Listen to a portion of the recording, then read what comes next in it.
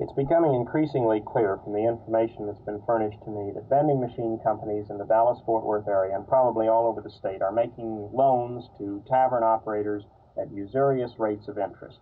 The rates of interest vary from 20 to 30% and in some cases even higher. When the tavern owner can't pay the money back, he loses control of his tavern and the vending machine company takes over. A few months ago, Tarrant County District Attorney Frank Coffey made a claim that there was organized crime, mafia, within the vending machine operators.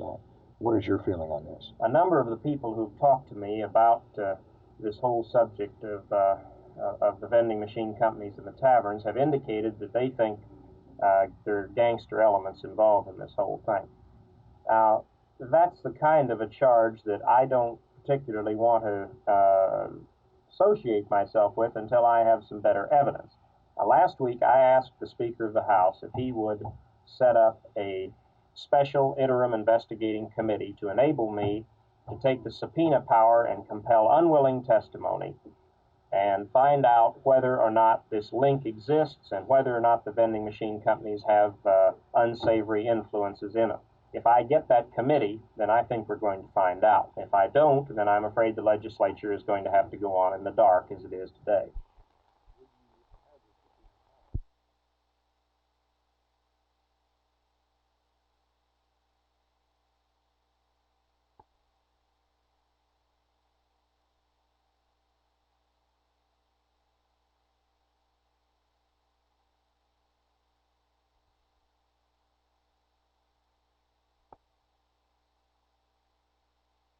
I think it's probably insufficient so far as I'm concerned. I would have all guns taken out of private possession, if possible.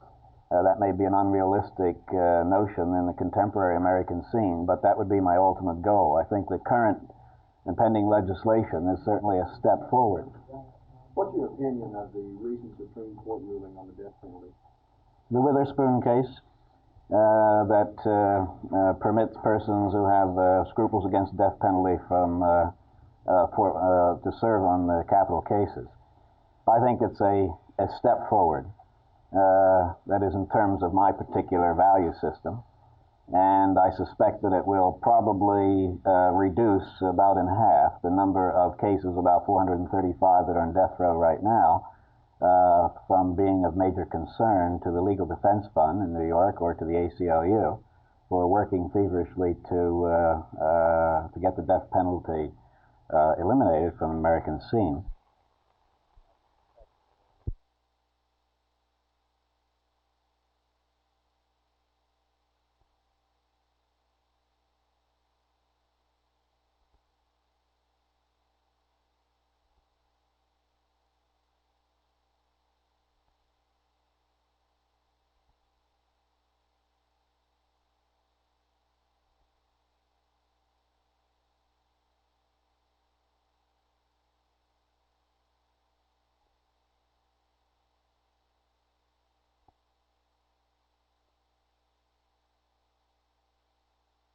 You're going to make me a citizen of I'm going to make you an honorary citizen of Dallas.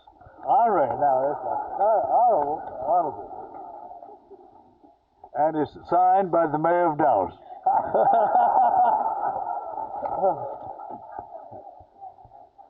Well, I'll never sign one of these in blank again. Now I know what they were doing to me. Well, I will say it's a rare privilege to be a citizen of Dallas because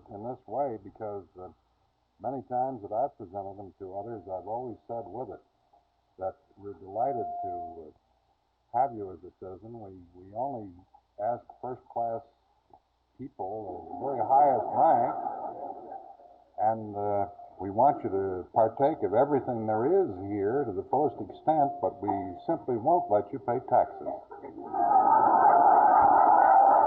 Well, don't go off. You got something else here. And Dr. Tom told me also that now, McKinley, if you want bring some friendship over in Fort Worth and act like a good neighbor, you might present Mayor Eric Johnson honorary citizenship to the city of Fort Worth. So I'm going to make you an honorary citizen of the city of Fort Worth, and I guarantee you'll be the first mayor dogs to ever receive such an honor.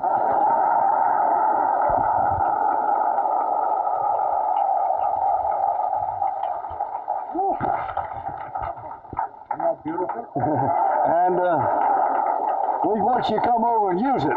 But, Eric, we want you to come over and use it now, but I want you to check with me before you leave town, because I want to maintain our city in Fort Worth.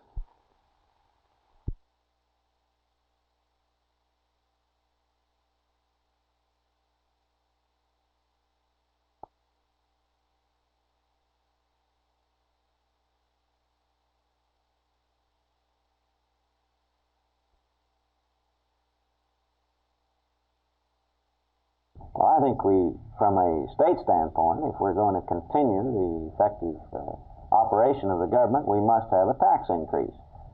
From a national standpoint, I think that the entire economy is in jeopardy because of the inflation within and the balance of payments, the gold problem from without, and we must have some type of tax increase, but it also must be coupled with fiscal responsibility, decrease in spending.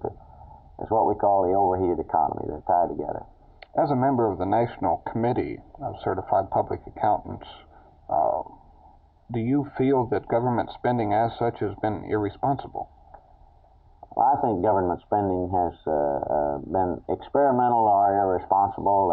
A great deal of money has been spent in new projects, I think, which have not been thoroughly thought out, and we are not getting the results that anyone expected, and there has been a large amount of waste.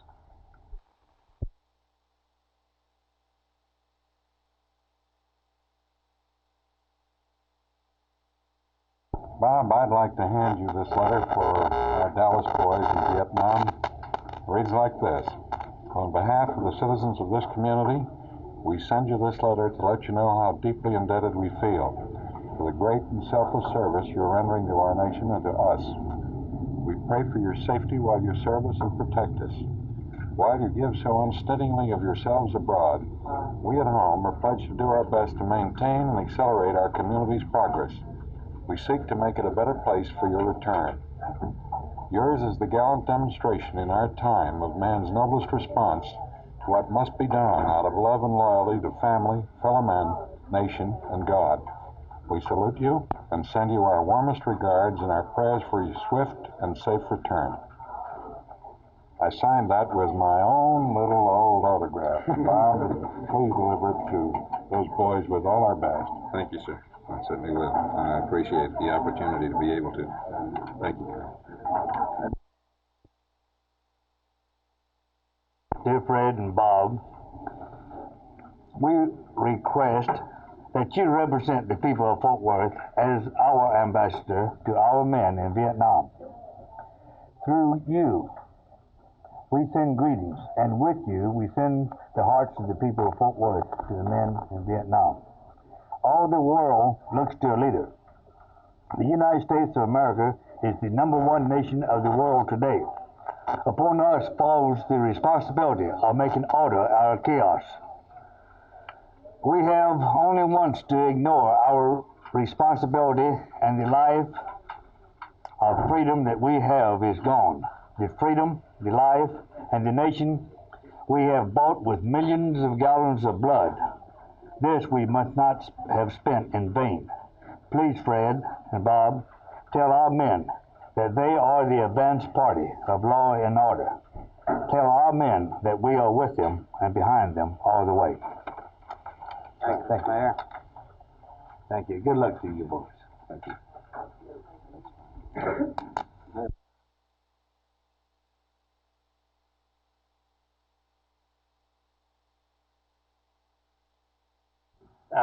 I don't think there's any point in looking into this whole subject of the Liquor Control Act without the subpoena power.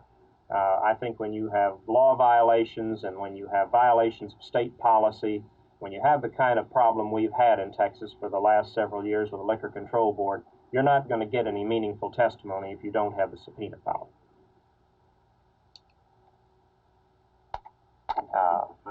Yeah.